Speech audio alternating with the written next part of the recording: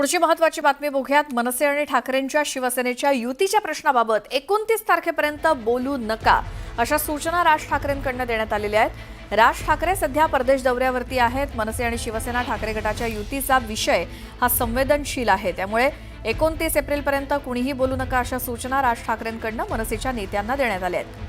मनसे प्रमुख राज ठाकरेंनी ठाकरे गटाचे प्रमुख आणि उद्धव ठाकरेंना एकत्र येण्याची साथ घातली। त्यानंतर उद्धव ठाकरेंनी देखील प्रतिसाद दिला।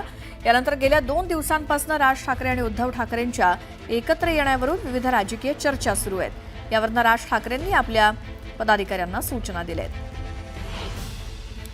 हा जो काय विषय 2 दिवस चाललेला आहे त्या विषयावर जी भूमिका मांडायची ती सविस्तरपणे मांडलेली आहे। आता ह्याच्या पुढचं जे असेल ते सन्माननीय राजसाहेब जेव्हा परदेशातून परत येतील तेव्हा त्याच्यावर बोलतील। आणि आता पुढची बातमी बघूयात।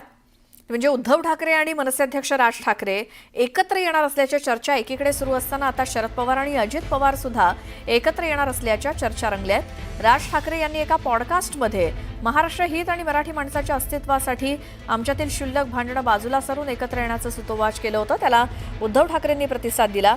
दुसरीकडे आता राष्ट्रवादीचे सर्वेसर्वा शरद पवार आणि अजित पवार यांच्या बैठका आणि भेटींचं सत्रही वाढताना दिसतंय।